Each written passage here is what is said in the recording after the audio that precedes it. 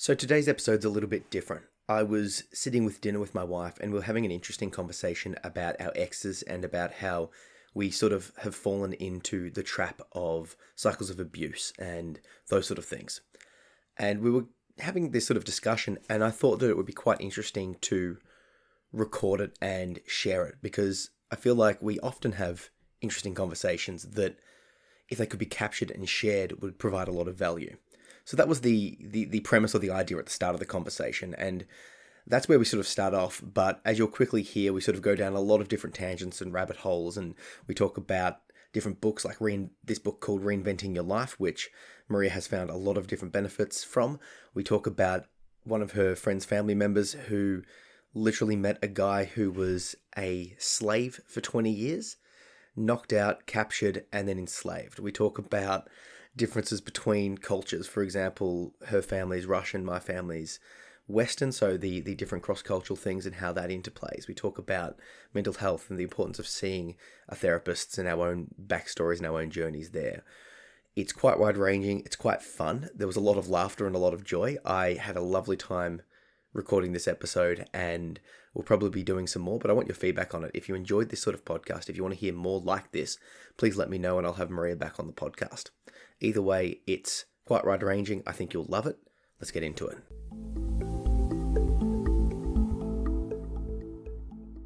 So prior to recording, we were having a conversation about our exes and, you know, the different red flags and all of that sort of stuff. Yeah. And you said to me that, you know, like you're trading up, you know, every time your standards are growing every time. Oh, yeah. Well, and I appreciate that. And I take that as a compliment. Yeah. But then you mentioned saying about, you know, your ability to spot red flags is improving. Yeah. And then you were talking about how people sort of gravitate towards people that are triggering to them in a sense. Yeah, basically. They do. Like, there's these things called schemas or life traps. So basically you develop a way of seeing the world from your past, and especially dysfunctional, like, past. And there's actually like an outline in psychology about all of this. And there's like certain life traps that people find themselves in. And then the problem is that people that you meet that kind of remind you or feel like home or treat you the same way that your mum did or whatever it is, they make you feel like home, but they also kind of trigger you at the same time, but that actually provides chemistry in a relationship. Yeah, can you go down on that? Because that was the interesting part. Yeah. Like the schema thing, the overlay, and like sort of like, you know, following patterns of your past. Yeah. I understand that. But the new thing that was sort of fascinating to me was you were talking about that sort of chemical Attraction. The chemical attraction, the chemical trigger. Side note, on our first date, I'd read a pickup book. That day? At some Not stage, that day. Okay. at some stage, that suggested that a great place to go on a date or to ask someone out to do a first date is like roller coastery stuff because it's heightened emotions. Yeah. And also, it suggested to give the person chocolate, just randomly associate you with chocolate. So I did both of them. And did you just have chocolate in your bag? I can't even remember now. I was offering, you know, the Cadbury roll block chocolate. It was nice. Yeah. Because it was. See, associated me with roller coasters and chocolate. Yeah, good job. Not that you went on a roller coaster with me that day. Yeah, we did. Did we? We certainly did. Oh, I forgot. Sorry. Yeah, of course we did. Yeah. Well, look, it's not the actions that matter. It's the connection of chocolate. It's how you made me feel. No, we went on the lay down pull one and it went spin super fast. I do not remember that. Well, we didn't. Okay, I believe you. Anyway. You're saying in that same sense that heightened emotions and triggers and those sort of things from the negative sense, you know, your parents or people from your past or whatever was triggering from an emotional reaction. Yeah. That chemical structure, like how would you describe that chemical structure? I don't know about the chemical structure, but it's like a psychological trap almost. It's like you feel at home with a certain type of person. Like if your parents weren't able to be there for you and somebody comes along and they want to be there for you, you're going to actually think that they're needy and too much, because you're going to say, well, I've never been treated like this. What are you doing? Get out of my face. Mm-hmm. So unless you address your own psychological traps, you're going to just naturally feel uncomfortable, right? Someone treats you, if your life in the past has not treated you very well and someone comes along and starts treating you well, you're going to actually be like almost disgusted and kind of put off, right?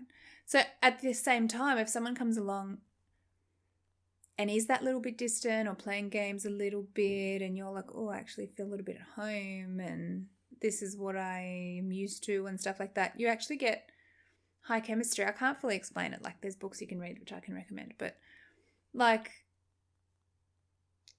the chemistry in the relationship goes through the roof. So it's those relationships you hear about where, like, you know, they're yelling and crying and then making love and this and that always going on and lots of drama, and, you know, because they're both actually kind of triggering to each other, but then they love each other, but then they want to argue and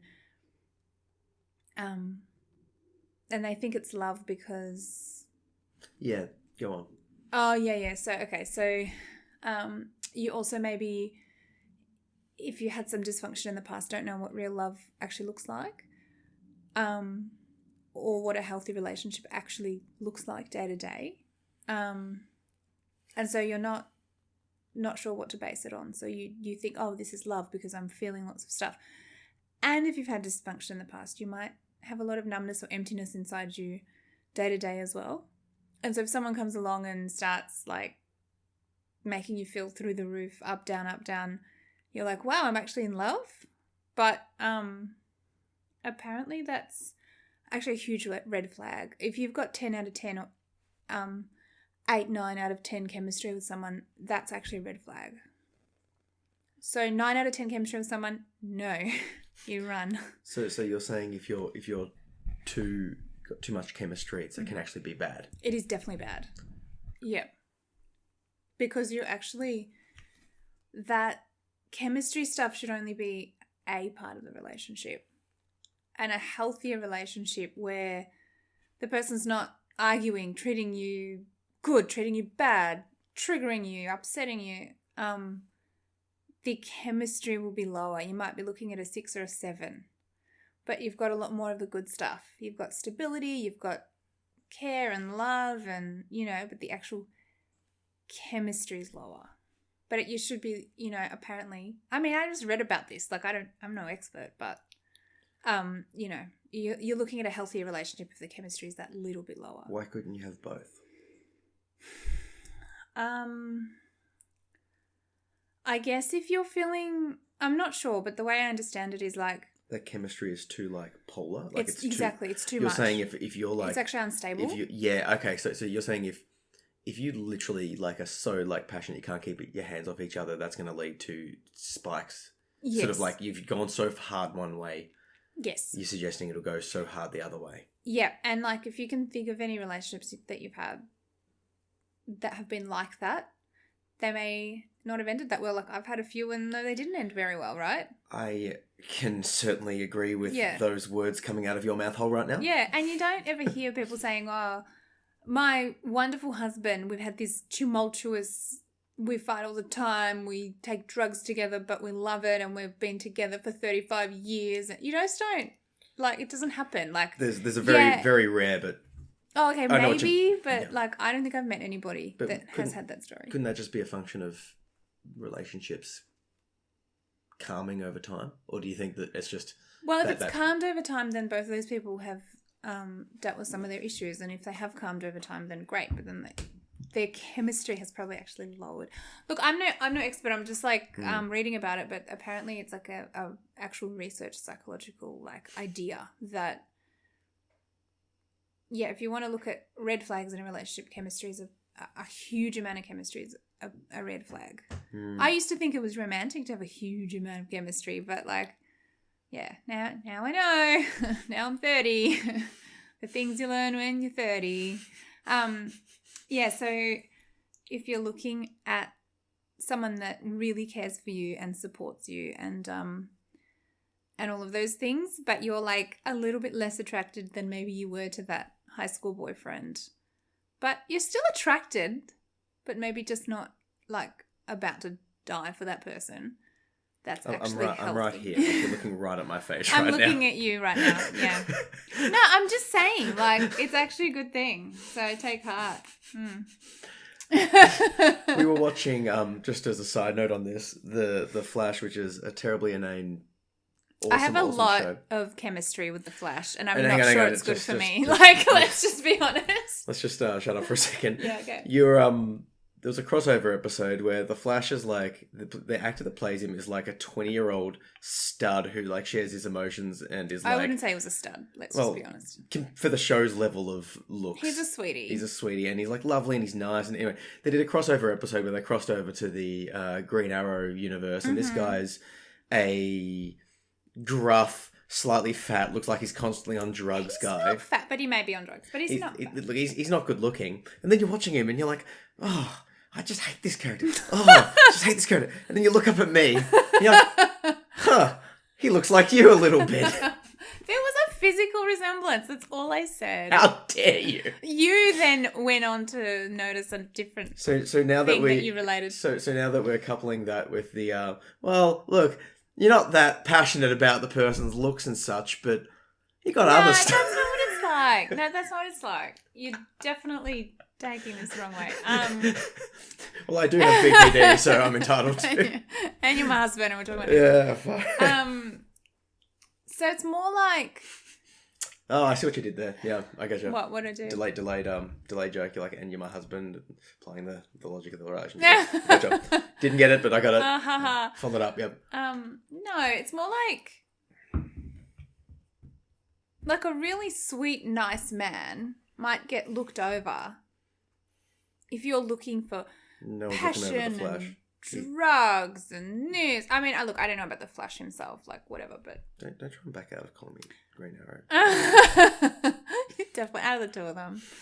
And you're right, too. No, I'm so right. He's angry and sullen. How dare you. Doesn't know how to do his emotion anymore. He tries. He's a sweet man. He's nice. He tries He's to been help. to jail for 7 months and, Okay, I don't know and why. he lost his some sort of backstory issues and he's clearly not keeping it together, the poor He has fella. definitely more issues than you do, let's be honest. Way more. Anyway, it's more like, imagine when you're back in high school and you're like, who am I going to go out with? And there's a really nice, sweet boy that obviously is like really nice.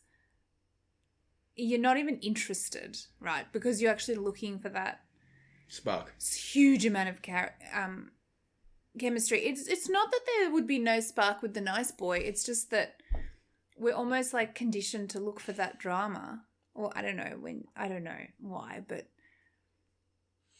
then like as you get older and you're actually looking for a healthy relationship, that nice boy, you're never going to be like ripping your clothes off in the nightclub with that boy because he wants to provide you a nice home and have 5 children with you. And he doesn't want to go to a nightclub because he's going to be tired in the morning. I'm right here. I know. You're staring right at my face. But do you know what I mean? Like, that's kind of what they're getting at. This is psychological theory. I did not make all this stuff up. Psychological theory?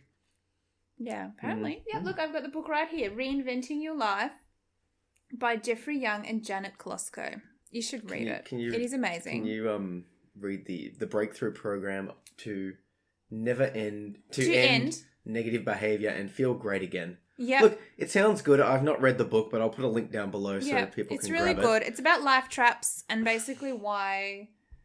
Can I just talk about it a little bit?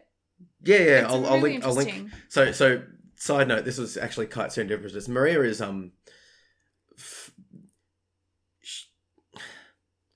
I'm quite atheistic in my beliefs. God. And Maria's a little bit more free flowing in spiritual. So we just happened to have we're just talking about this, and she's like, and I talked about just recording this episode, and she's like, but I don't know this theory, and she's like, I need to look it up. I don't have the book. She looks over, and it's randomly in a pile that Your mum just gave My it to mum you just randomly gave for to you some randomly. reason. So I look at that as just a healthy coincidence. You look at that as fate. It's called serendipity. Serendipity. So stop being like that. So anyway, That's enough. yes, please tell people about this book that we just so we literally just pulled it off the shelf that we didn't know we had, but we were talking about it separately. So serendipitous, fate, random coincidence, whatever. Go for it. Tell us about what is the book? Reinventing Your Life. Yeah. So we're talking about schemas or life traps. So these guys have done lots of research with lots of different people, and they're saying that people fall into these different traps when they've had dysfunctional pasts for whatever reason, right? So if you don't know that this is happening to you, you have no control over it. But if you can acknowledge that it's happening, then you can learn how to have control over it. So for example, the abandonment life trap, the please don't leave me, right? So if you've got that, you are always desperately worried that people are going to leave you. So then there's like signs and symptoms that come with that, like you won't let your husband out of the house, or you call your husband all the time because you're like, are you leaving me, blah, blah, blah, right? So you can see there's some obvious issues there when it comes to, you know, functioning in day-to-day life. What's that one called again? Abandonment life trap. Mm-hmm. So then there's mistrust and abuse as a life trap. So you think that you can't trust anybody because you've been hurt before. So you're always looking for, and this might be subconscious. You might not be thinking it. You might just have a feeling of nervousness, but subconsciously you're always looking for somebody that's hurt you. That you're always thinking, yeah, but you're going to hurt me, you know? So you can't actually open up to people. Then the next one, emotional deprivation, which is like always thinking, I'm never going to get the love I need, you know, so you don't know why I should bother. Then there's social exclusion as a life trap. I don't fit in. So this is like maybe at high school you got bullied or something like that, and then you internalize all these ideas, and it becomes a schema is like, it's like beer goggles. It's like a filter that you start to look at your life through. So if you've got an internalized belief that you don't fit in, you might have a natural fear of social situations because you're like, well, I'm not going to fit in, so what's the point, right? And then there's... No, so then what happens? So you acknowledge there's a test you can do. There's like a questionnaire. You should see a psychologist if this is interesting to you, is the short answer. And tell them and ask them about schemas and such. Yes, that is exactly what I've done. And they recommended this book. But assuming you're doing all those things, we will continue. I strongly suggest everyone sees a therapist. Hey, it should be maintenance. I'm about to employ my second therapist. I've got a psychologist who's helping me goodly, but I've been going through some rough mental space times at the moment, and I'm considering having some medicine. So I'm considering, well, I've got an appointment to see a second therapist to talk through the medication options on top of the therapy. Great. So get the book, read the book, and then get a real trained buddy to and it's like... get it into you. It's maintenance. It's like you take the vitamins and probiotics before you get sick because it prevents it. It's like that, you know. It's not like I'm only going to see a psychologist when I'm in crisis mode, you know. I have a prehab day for exercise now. I've just put that in. Oh, awesome. Yeah. Because prehab doesn't stop me from training and doing my martial arts and exercising every day. Whereas rehab sounds terrible. So, you know. Yeah, rehab is awful. Don't let it break you. Put the work in. Get it in there. Get it in there even if you're like sort of okay. You can be better. Get down there. Anyway. Assuming you're doing all those things. I put a post online that said something along the lines of everyone should get a therapist. And like I had some negative feedback. Okay. People being like taking offense. How dare you? How dare I? But like they're my followers, so I'm clearly talking about mental health stuff. It's called mentoring. So like they're upset at me for suggesting everyone should get therapy, but they're following me, and I'm like talking about mental health stuff all the time. Look, always talking about getting therapy, so it's like it's you a trap. Probably should get some therapy, Yeah. but I think like everyone just to be able to just talk. Well, everybody needs to talk to someone. That's what I'm saying. Like talk and just Absolutely. have people listen, and that's an expert. That's like, hey, hey buddy, I'm listening to you actively, but also have you considered think reading of this? this. Have you considered reading this? Oh, okay. Sorry, I want to get back to the book. Yeah, but sure. while we're here, Mm-hmm.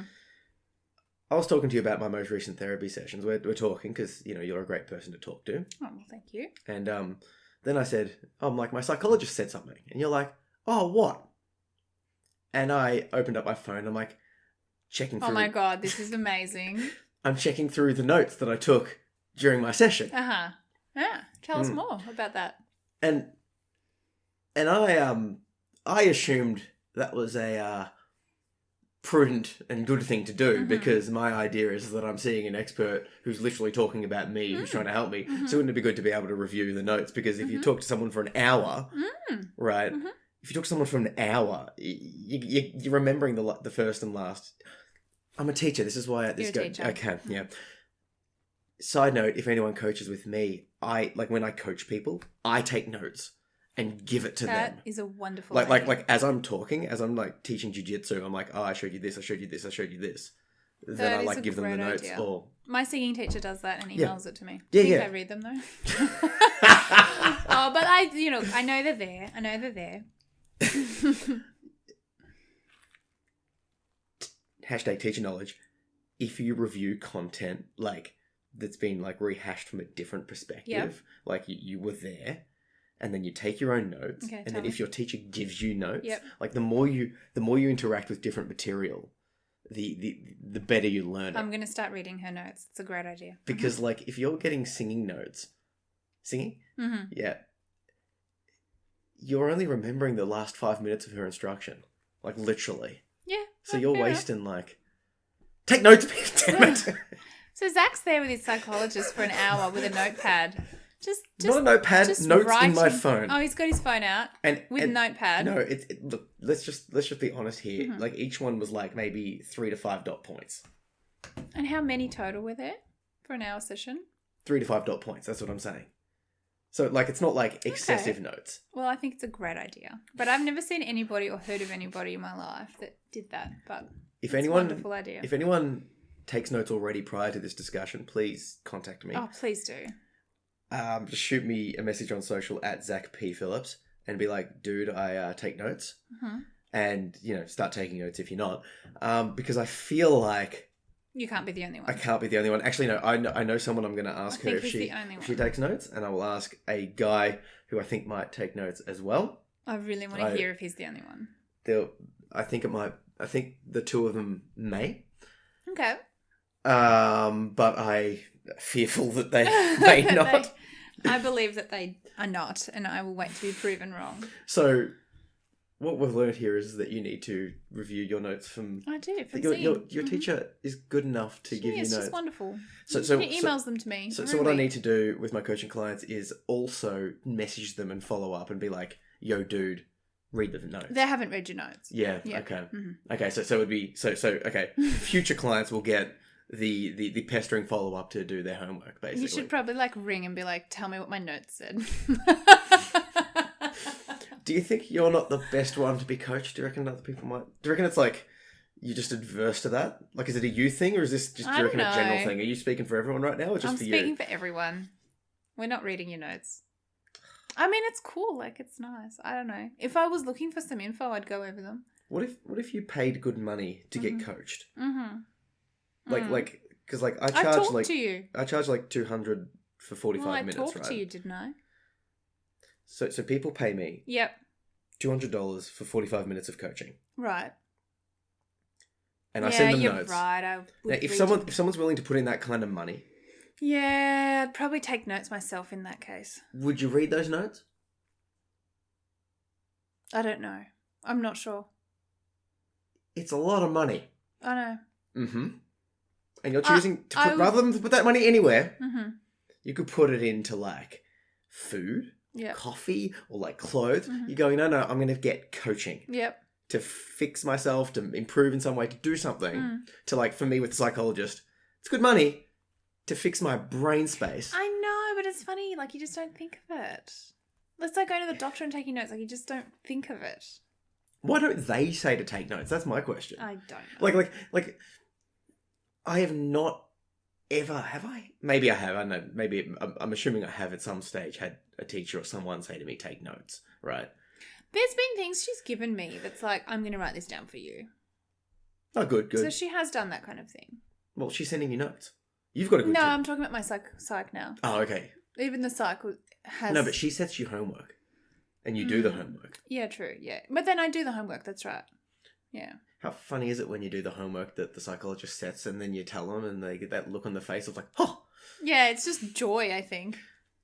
How many... In a previous life, you were a myotherapist, which is Right. basically like a physiotherapist, right? Yeah. And the research suggests that when the clients do the exercises, they get better. They get better, right? Who'd So have thought? they get more better from that than they do from the pokey. Yeah. Right? Mhm. Fair. Yeah. How many people have you told to do rehab / stretching / whatever that do it? Percentage wise. I don't know. Maybe Like, because you saw like hundreds, thousands of people in your day. 10 or 20%. That high? Well, That actually surprised. Like I would hope. Like my answer is I would hope more people do it, but I'm actually surprised that it's that high. I think it depends, like, how much I hounded them about it and how, if I really explained, like, this is the bit that's going to make you feel better, not really as much what I'm doing. Did other people? I don't know. Did you ever talk to other myos or physios about their rates of the people doing the homework, of like the stretches and I stuff? never looked at a percentage, but look, it's low. Like, the other thing is, it depends. Like, some people, they come and see a myo because they're like, no, dude, like, I need this to get better. See, that's the sort of client I want. Yeah, Like that's the like. Do you know that idea of like in business and stuff, like firing or hiring your client? Yeah. You know, like physical businesses have this, and manufacturing businesses, and consulting businesses. Everyone has it. That some clients just work well because it's like you're geared for them. Yeah, and others and it don't. just works, yeah. And when you're on the other side of that, like I don't know, So. like I've had some really terrible experiences with psychologists. Yeah. And it's like we just didn't. You just don't need to be there anymore. Yeah, I would have loved that psychologist to be like, on their end, to be like, clearly, like, this isn't working. Like, it's okay. It's no, and so being like, hey, like that's okay. Like, I can recommend you someone that's more up your alley. Yeah. Oh. I think it's really sad that people might try a couple of psychologists and then decide that psychology is not for them. Oh God, yeah. Like, don't do that. Like, what would you say about that? Like, what do you... I have an interesting approach with psychologists. Okay. I can't be fucked waiting to see if they're good. Okay. Now, I have the ability to do this because clearly I talk about everything and do everything online. Yeah, you're open, yeah. Look, it's sort of like part of me opening up, and I don't feel as much. You're confident like that as well, maybe? No, it's a dissociativeness. Oh, okay. And it's sort of like I'm sort of opening up more, and I've talked about this in a few of my podcasts and on my videos and stuff, saying how like feeling emotions and blocking off and all that sort of stuff. So anyway, I have the ability to just obviously express myself. Yeah. Without getting too upset about it. Now, don't get me wrong, there's a level of dissociation, and then there's this like tumultuous upsetness, and I do sort of pay the price after the fact. Yeah, but okay. My idea is that I'll just be like, here you go, here's everything, and I just dump my story. Oh wow. And be like, hey, what do you got for us, buddy? Oh, well, that's an interesting approach, actually. And some of them are great. Yeah. Others are, oh, no, oh, like verbally shocked. Yeah, that's ridiculous. You're actually a psychologist. Like, what was the wording? What did I say the wording was? I don't remember. Just, oh, didn't endear. Yeah, like, oh my God. That would have been, just, you didn't hit the emotional connection. So then I learned that just screw that one, try a new one. Because, like, think about with your teachers, right? You had teachers that you loved. You're talking about high school? High school, primary school, whatever, that other kids hated. Yeah. And the ones that they hated, you might have loved. Okay. Because they're people. And some of them just sucked. Some of them everyone were awesome with. Some of them were very good at their job. Some of them were fun people but shit at teaching. Yeah. Some of them were shit people but awesome at teaching. Right? They're people. Yeah, okay. right? Hmm. So you could look and go, oh, there's a good teacher. So I used that logic, applying that to myself and being Helps like, to well, be a teacher, choosing a psych. sure. I mean, this is how I Yeah. thought about it logically. But like, I mean, if you're like a cop, there'll be, competent cops and less competent cops. Yeah, like, sure. Any profession, right? So I'm like, fuck it, I'll just tell them everything, get a quick read, and then I'll just move on and just go bang, bang, bang, bang, bang. And how many have you tried total? Not sure, but Like 10, maybe? yeah, maybe. Maybe a bit up or a bit less. Yeah, okay. I'm not 100% sure because it depends what you find as a psychologist and counselor. Anyway, there's been, psychologists and psychiatrists and sort of counselling people. And, Yeah, sure. But yeah, about 10. And just keep going to your phone and that's good. Yeah. Anyway. But like you don't have this attitude of like, oh, well, psychology's not for me. You're like, no, I'm actually going to keep looking. I could easily have had that. Okay. Had I not studied psychology at uni. Oh, that's what the secret is. Just some of them were very unprofessional. Like at one of them, I was literally counselling them, both on their personal life and their business. Yeah, okay. Like it became sort of me talking about and them sort of literally taking notes. They took notes. Oh wow, there you go. Clever. On like how to run their social media and grow their business and that sort of shit. Or like, but see, someone else may not have minded that as well. it's not about not minding it. Okay. It's not about like, oh, that was a pleasant. It's like, dude, you're trying to fix. Like your job is to fix my mental state. Like it's like you go to. Someone goes to see like a GP and then like it doesn't make sense, Yeah. They come there like vomiting and then the GP's like, can you tell me how to like do what hashtags do I use, like hashtag vomit, like is that like okay, like if you apply that if you apply it to a physical injury, it's like, oh well, we had a great chat but my leg's kind of needing a cast here, buddy. Yeah, okay. Right, it's not my job to coach her on. Yeah, okay. No, fair enough. So Fair enough. and there's been other bad experiences and all that sort of stuff.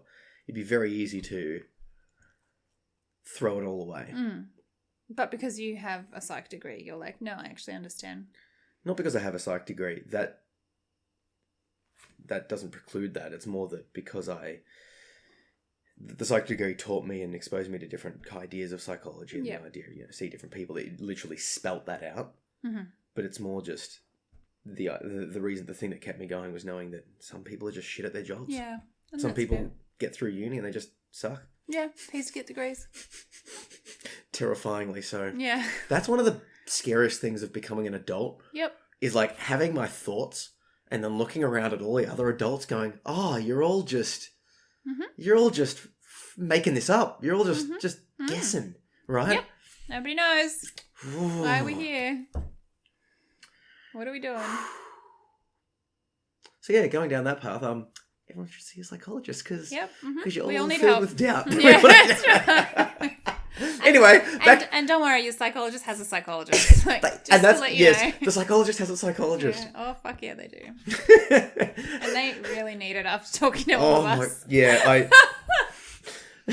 I sometimes like, do you know, one of the things I do with my psych, I have to get like a psych that's more intelligent than me because otherwise, like more knowledgeable at psychology and more just sharper because I test them.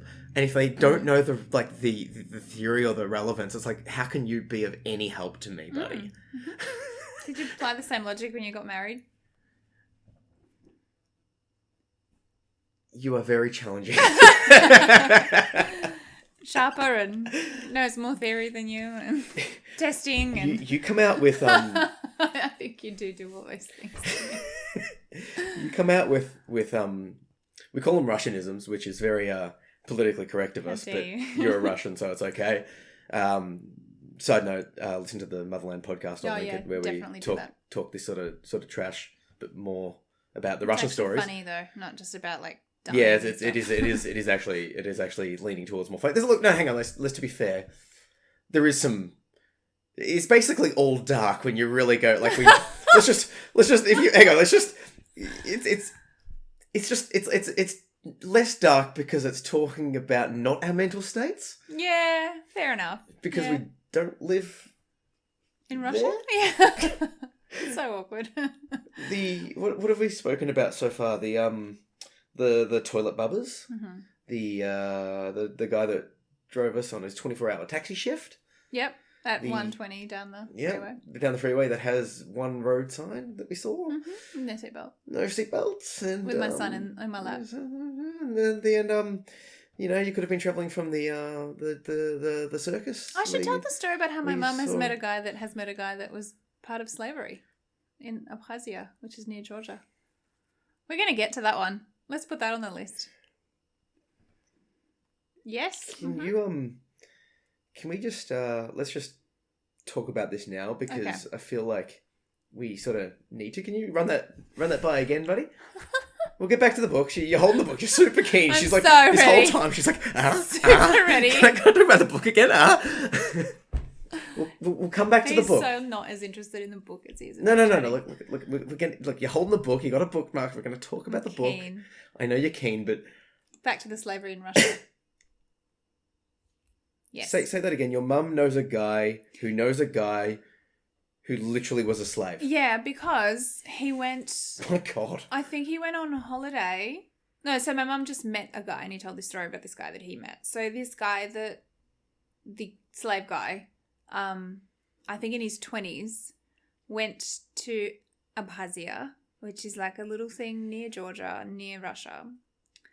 It's a poor country and they don't have maybe as many boundaries as we do.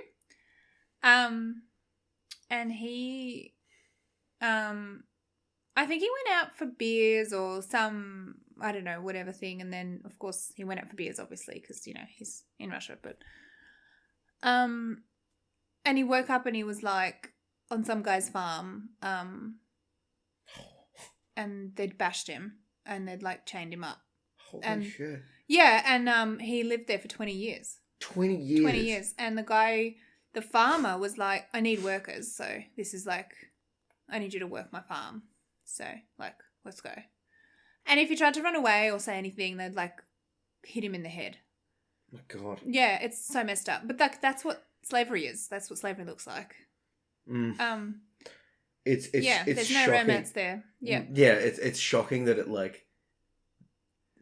So I think this was still obviously at least 30 or whatever years Still, ago. apparently there's more slaves now than there ever has been by number. No way. Apparently. No. Mm. Oh, that's disgusting.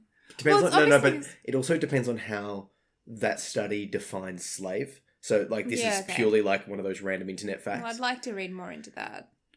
I feel like you will. But also like because the population is growing, even though the percentage is lower, the actual number of people that encompass that percentage would be higher. I think that's the case. Kind of I think that's how the math of it works. So the fact that the percentage is lower is actually a positive. But look, I could be making that. I don't know. The percentage could. I don't know. Well, a lot of countries still have slavery. It's it's a thing, and like these places, Georgia and Abkhazia, they're not actually in Russia anymore. But I'm pretty sure Russia itself has a bit of slavery itself. But these countries are like those poor ex-Russian countries that. Ex-Soviet Union. Ex-Soviet Union, sorry. Yeah. Anyway, so it was like Criminal Minds style. Like he got stolen. Like a guy hit him in the head and stole him. Actually happened. Yeah, I mean that's how. So some slaves, people sell their children, and some slaves, I don't know if they get born or whatever that way. But then other slaves, they get stolen. That's how people get slaves. And just as a side note, wasn't quite the Russianisms that I enjoy about. No, it's not. Yeah, this is a. But anyway, this guy, he got away. He got away in his 40s. He found a way and he got away. How did he get away? I don't fully remember, but he found an opportunity one day and ran for it, and actually got away. Years. Yeah, and that's how he met this guy to tell him the story. That then went on to tell my mum. I have to ask because the reliability of Chinese whispers here. I have no idea. But you're inclined to believe because of your personal experience growing up in... It's not even that. It's like, I know that slavery is a reality in the world.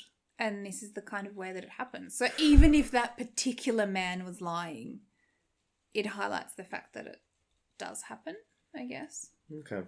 Anyway, that's not exactly the way that we talk in the podcast. It's actually a lot more funny than this. Yeah, like you really doing a good job of selling the podcast there, buddy.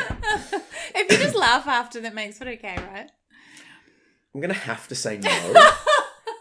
However, in this example, no. Okay. However, okay, this is the example of Russianisms. Now, Yeah, have you gotten your talking about slavery out? Yeah, it's out. Yeah, You sure? definitely. You want to dwell on it a bit more? No, I'm okay. So the Russian... Good. We do talk about more fun stuff. We do. Anyway, the Russianisms that you do is you'll... And I call it Russianisms, but it's an ethnic thing. And Okay. you know... Yep, no, that's okay. You will highlight a ridiculous truth. Mm-hmm. And then you'll laugh at the person's face. So, you're ridiculous. can we tell the story of your parents, where they're holidaying him and how you ended up laughing at their face because of that situation? Well, that's how the slavery thing came up. No. Like, so the compound and how they travelled to the compound. And... Oh, okay, so this place of Hazia, the one with the slave story, that same place. So you're not really meant to go there. They don't like foreigners, and it's like a really poor place. Area, yeah. Yeah. And they have a crime rate that I am not personally comfortable with. Mm-hmm. Anyway, my parents like to go there for the beach and the fresh air. Mm-hmm. There's like 7 buildings in a row, like a compound, that is where the Russians go when they go there on holiday. Mm-hmm. And they're not meant to like go elsewhere because it gets too dangerous as soon as they've left that fenced off area. Now, just to clarify... Sorry. You're not laughing at the sadness of that situation. No, of course not. You're No. more laughing at the fact that your parents could choose to go somewhere on their holiday Yep. They go there every year, by the way, for 3 weeks. that isn't That isn't there. compounded because of the massive amounts of crime. Mm-hmm. And your parents have the money to travel to an Yeah, they area do. that's They have plenty of money. not Mm-hmm. there, Yep. but Like they choose to Italy. go there. Like Greece, Greek islands. No. Like They- Queensland. Queensland. They like the fresh air. So there is a correlation between a place not having too many buildings because they're too poor for buildings, and not too many cars because they don't really afford cars very well, and having fresh air. So yeah, my parents were like fresh air. So they're like, no, it's a nice place. It's really cool. Okay, so you highlighted this fact to them. Yeah. And then you laughed at their faces. Oh, yeah, but like we do that. And then they laughed about how Australian I am and how I don't want to go anywhere dangerous. And then I laughed that they were laughing, and they laughed because I was laughing. So from a... My culture is different to your culture. Okay, yes. And I look at that and I'm like, my instant reaction to like that whole thing Yeah. is like fraught with like... Like anxiety? Yeah, like, you know, Okay. like, yeah, like there's like pseudo-racist overtones, there's like laughing at people's faces, there's ridiculous, there's a lot going on there that's the liberal Westerner part of me Oh, I gets. see what you're saying. However, the you more... gotta put that aside. There's something also to be said about talking frankly and Yeah. just highlighting that ridiculousness. Because this is the thing, you'll do that to me. Like, I have issues, obviously, with BPD, with, like, feeling accepted and, you know, like this whole thing. So, like, you'll say something and I'll highlight that fact to you and you'll, like, say back to me, like, you know, it's fine, I've got you, right? And you're doing that because you know, you do it in a laughing tone, but you're also saying the thing I need you to say. But you're also saying it in a bit of a laugh, as a little bit of like a nudge, being like, "Hey, buddy," like, yeah. you know, like, "Hey, buddy, I got you," but also stop being, you know, you don't have to be so ridiculous about it. Like, I think there is a lot, this cultural thing in Russia where you try and make a joke of it if you can. but it helps. It Like does that little help. bit of humor. It breaks the tension. Hell yeah, and like Yeah. this is the thing. Like, it's almost like the overt laughter, like, because I'm like, yeah, but you're laughing at my face, and you explained to me that, like, no, but that makes it okay. And that this is the Russianism, like, whatever. Yeah.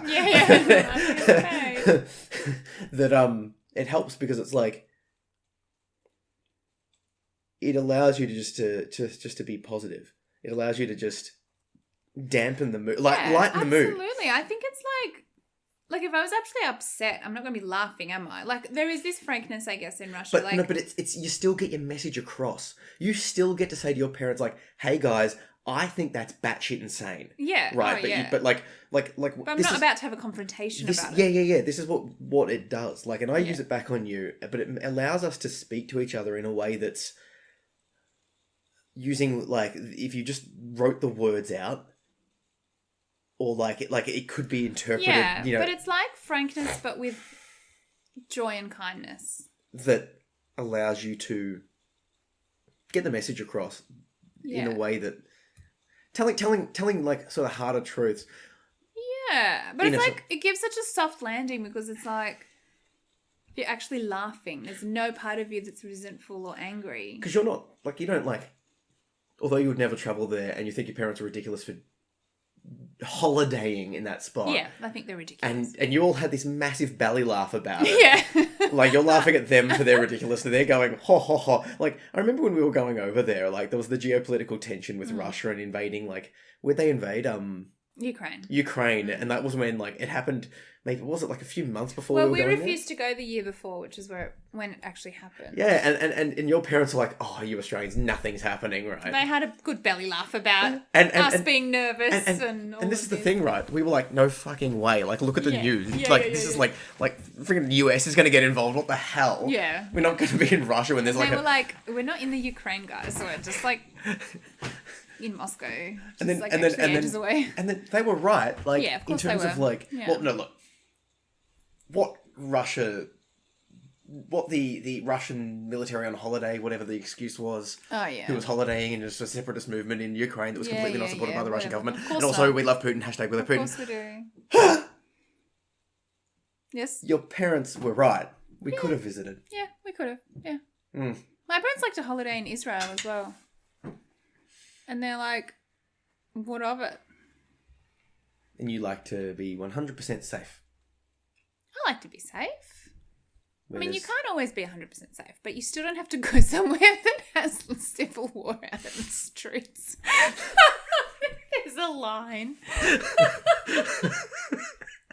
I mean, this is me having a good belly laugh at my parents. It's nothing that's the other thing. It's nothing you wouldn't say to their face. You're saying it to their face, having a good belly laugh about it.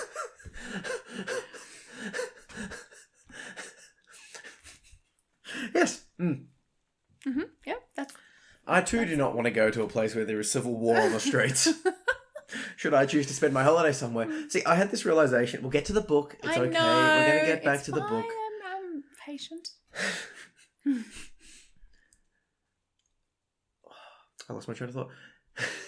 May as well get to the book. All right, I'm excited. We're getting back to this. Okay, so hang on. Life traps and schemas. Hang on. I'm just going to very quickly go through them all. Can you just recap what it was about? Because it was a long time ago, and being the teacher that I am, I feel like we can just give me the quick summary. Okay, so we're going through the different life traps you might have. So apparently these are it. So you're going to fit in here, and there's a questionnaire. And you might have one that really stands out. You might have three that all kind of interplay. What were the ones that you've mentioned? So we talked about abandonment, mistrust and abuse, emotional deprivation, social exclusion, right? So then we've got dependence, which is I can't make it on my own, which is like if your parents were like way too protective and they would tie your shoes until you're 25 or whatever, and then you actually feel, it's called learned helplessness. You don't feel that you ever can tie your shoes because they tied your shoes.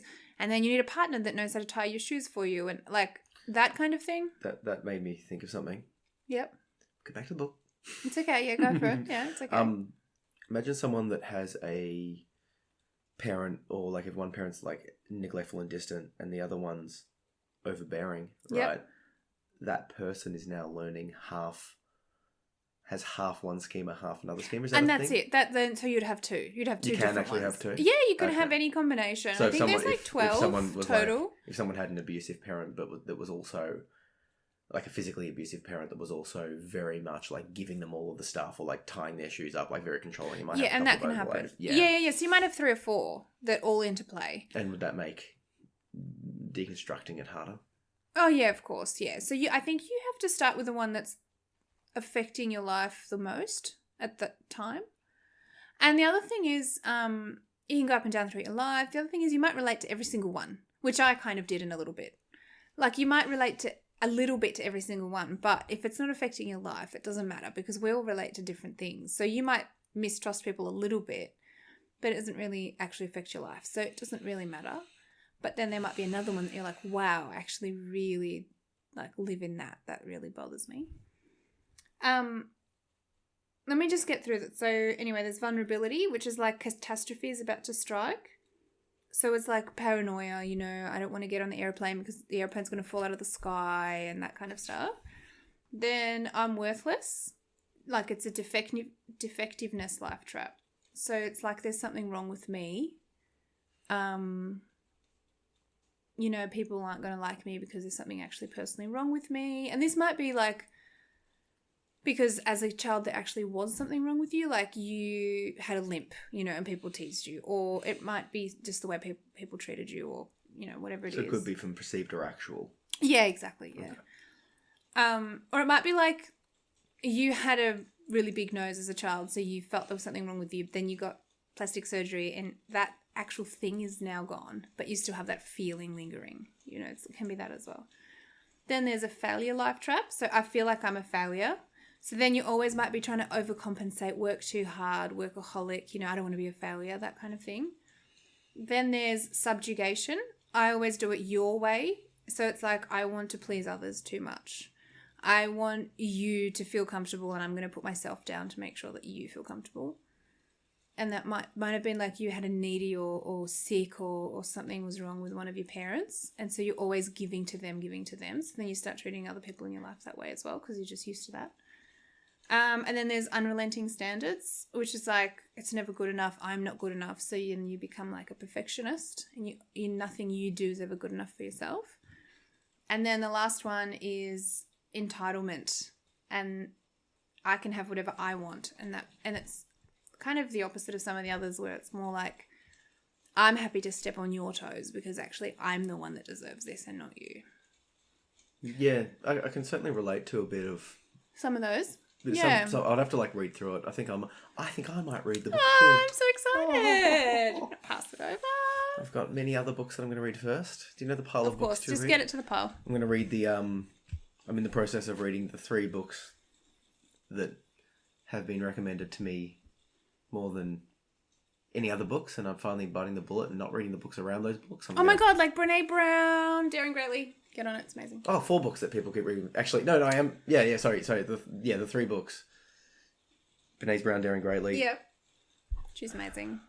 That's the one you and many other people have recommended to me. Mm-hmm. And a book on trauma, The Body Keeps the Score. Oh, yeah, I just read that. It's horrifying. We should do a podcast about it, though.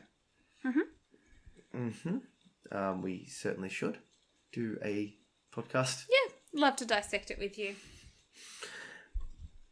It's... Yeah, it will benefit others. And there's a book on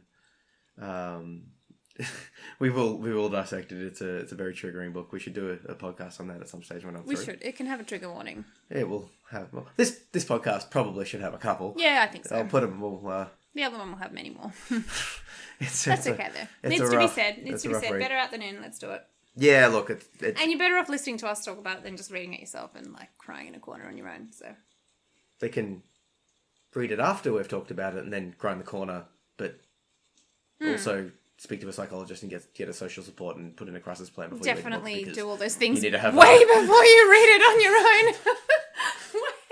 Anyway, it's fun. Oh, it's actually, about trauma. Actually, I actually think it's okay to read on your own. Okay. I'll descale that back. I'm a bit sensitive. Yeah, I would actually say if you've been recommended to read that book, you should definitely reread the book. It is good. It is really good, actually.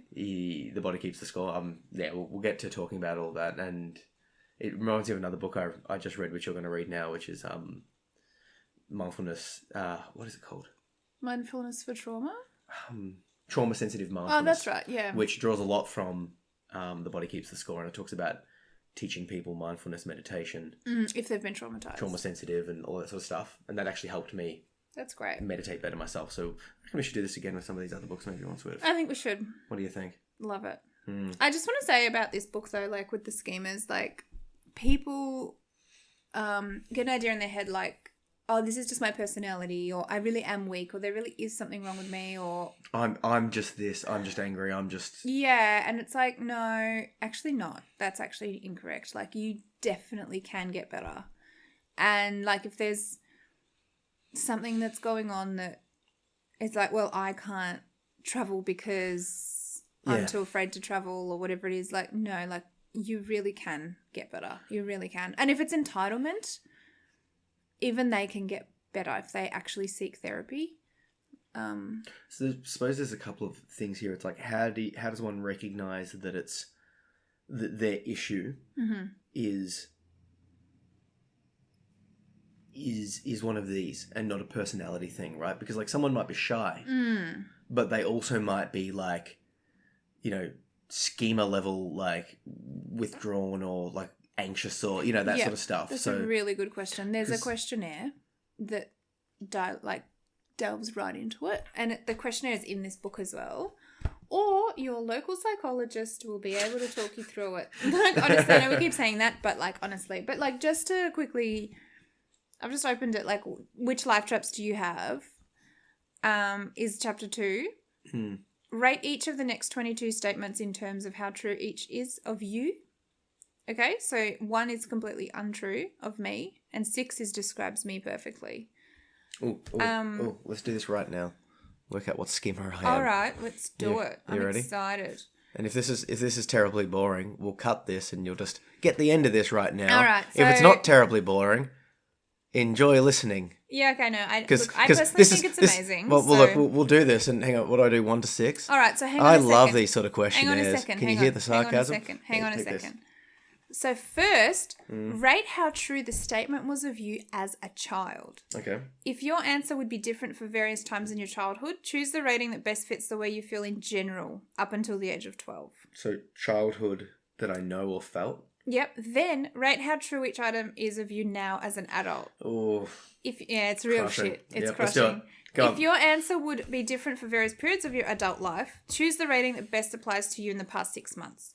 So they're very kind of, it's all over the place. Like, you might have felt something as a child and then you don't really think you feel it now, but maybe you've gotten over it or maybe it's still lingering. So they've kind of put that in as well. All right, let's do it. All right. So do you want me to actually draw in the book? Yeah. I mean, we're going to keep it, aren't we? Okay. So number 1, I find myself clinging to people I'm close to because I'm afraid they will leave me. Oof. Is it completely untrue, mostly untrue, slightly more true than untrue, moderately true, mostly true, or describes you perfectly?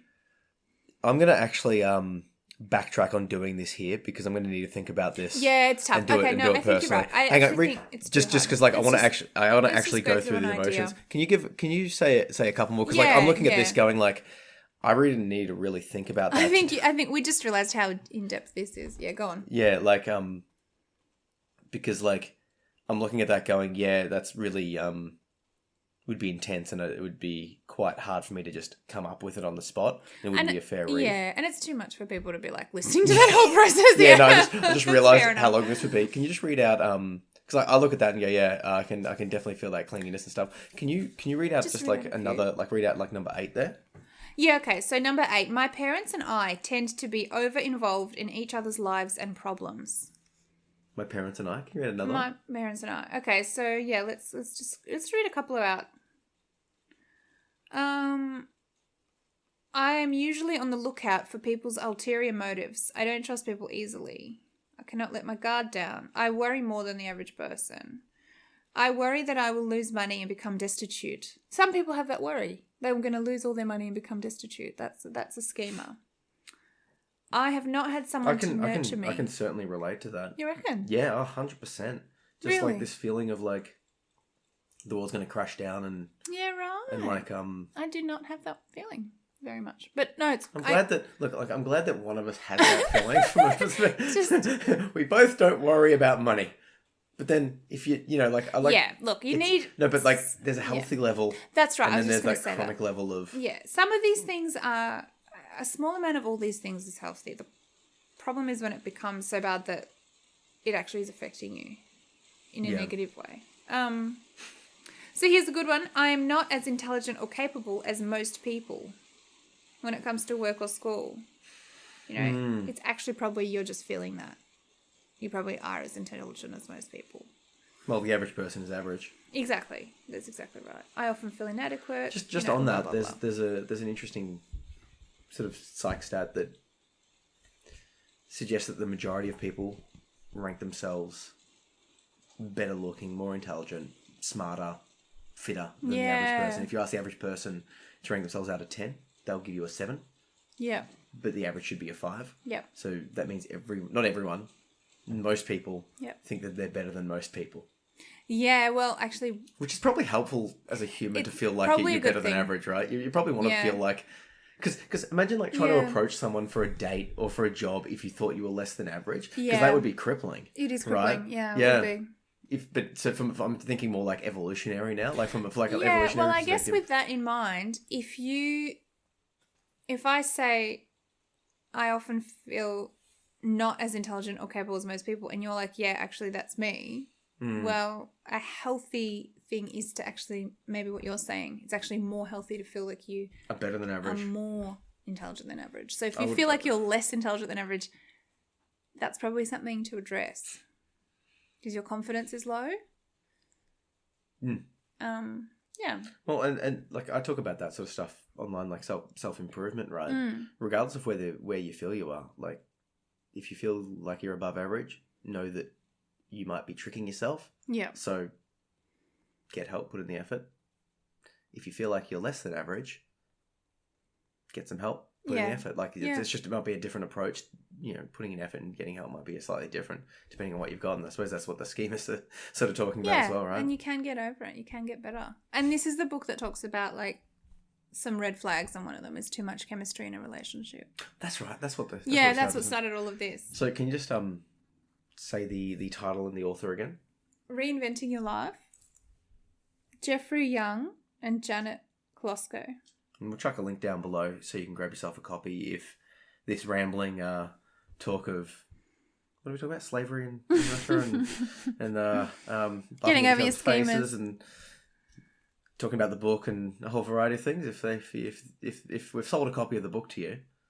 Yeah, just go to the library. Go to the library. I actually just went to the library. I mean, Zach's mum apparently bought it and then now doesn't want it and has given it to me so I now actually own a copy. But when I read it, I just went to the library.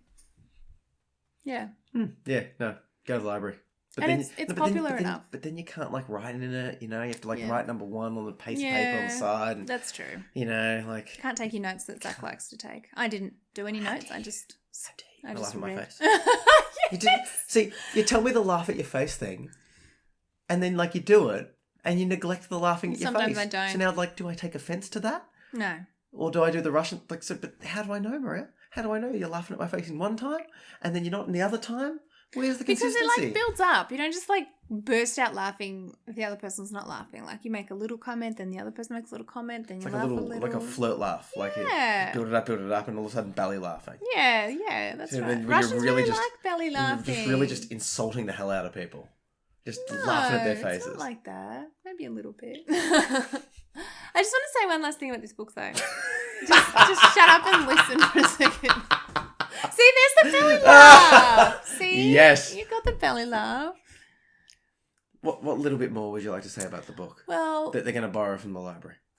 And can not write in and not take notes. No, go. That's right. Anyway, it talks a lot about like healing by doing these really amazing visualizations, which is easy to underrate, but like you should actually try them. It's like imagining your inner child. So, side note, back to that idea of your psychologist just being shocked when you do the activities. You know when you read a self-help book and you do the activities and a lot of them work? Yeah. When people read my book, like I took all of the stuff that I found that worked, put it all into one book, and then I can read my own book. And it's full of stuff that... I just told you to read your own book just last week. I know, I need to reread my own book. He, had an issue, and I was like, you've written about this. It's funny because, it's what I know works, but maintaining everything, it is good to have a reference and good to see. It's like when you're in a good place, you're like, oh, I know what works, I'm going to write it down. But then if you're in a bad place, you're like, hang on, what was that a thing again? No. It's more that you have to actually do it. Yeah, okay. And then, which do you usually do? It takes... When I'm, I wrote it, stuff that I have found that has worked. Yeah. So that I know if something happens again, that should work. Yeah. And, but it's when I'm in the mental state, that idea of, the drunk person can't... Oh, yeah. The drunk person doesn't know how drunk they are because the thing that's measuring the drunkenness is itself drunk. Yes, that is a huge thing. Right? Yeah. I when I'm depressed or when I call it mental affliction. Yeah. When I'm mentally afflicted, the thing that's judging the mental affliction is itself mentally afflicted. Exactly. So getting that person... Right. Zach then to do the thing that Zach then needs to do... Yeah. I should definitely just go straight to doing it. But no, it's just, but that's... To even recognise to take that step is... Yeah, I mean, I guess what I'm saying is, everyone has lapses. You've literally written a book on this stuff, but you still sometimes forget for, one afternoon and then you remember, back to, talking about, the psychologist, the reason I'm seeing the second psychiatrist, going to see a psychiatrist is because I'm looking at a medication option to help me when I do go to a day to day. I feel like I'm okay, but there are just drops of At the moment, I wrote the poetry book, and now I felt like that sort of opened up, and I had a bunch of triggers, and a bunch of stuff happened, sort of all in a big row. Work stress, other things, and then. Since then, I've sort of felt like the sort of dam's broken and I'm feeling more. Feeling more love and positivity. I feel like I'm connecting with Archer far more than I ever have. I think so. And obviously he's getting older and it's getting easier to connect, but I feel like, I'm just giving more and feeling more. And it just, it feels more it just feels lovely. I feel like I'm anyway.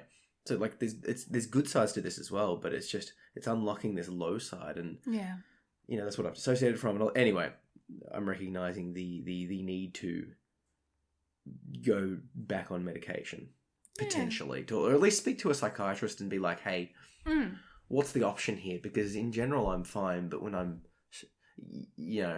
but then I'll get the psychologist to share her insight and all that sort of stuff. The reason I'm saying this is in the book I wrote, try everything first as a suicide prevention. Absolutely. Right. Not that I'm going to be suicidal, but I've had those thoughts recently. It's worth trying everything first. Exactly. Before you actually start listening to those thoughts, you should try. Well, it's the thoughts are there screaming. But that's it's not even screaming, it's becoming them. It's like usually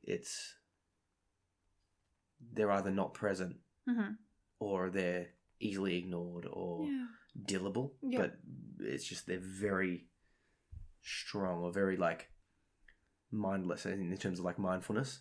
It's the opposite of that, mindlessness. Yeah, okay. In that sense, in the sense of they just overwhelm you, whereas the mindful approach and the meditation does help is to be able to step back and see them for their own thought patterns. But I feel like I need a little bit of extra backup in that approach just to make sure you calm down a little bit, in that moment, in that moment. So yeah. Anyway, I feel like we should wrap this up because we've been sort of rambling for hour and 10, about 70 minutes. That's cool. I feel like before we do that, you're going to want to share a do the visualizations. A little bit more about. Just do the visualizations. Just do the thing. They're visualizations. You're good at remembering those tangents. Yeah. How do you hold that in your brain? I'm holding it. I'm holding it this whole time. Because I ramble. I go down rabbit holes, and you're like, no. I got this. I just hold the line over here. One or two things. No, I'm getting back to this damn thing. Do the damn visualizations. They're really great, and they're gonna heal you from the inside. It's gonna be amazing. Even just do a couple. Getting the visualizations in the book. Yeah. They describe it. Yeah, don't have to do any other activities. Just do that. Done. Phil. Thank you for joining me, buddy. Thank you.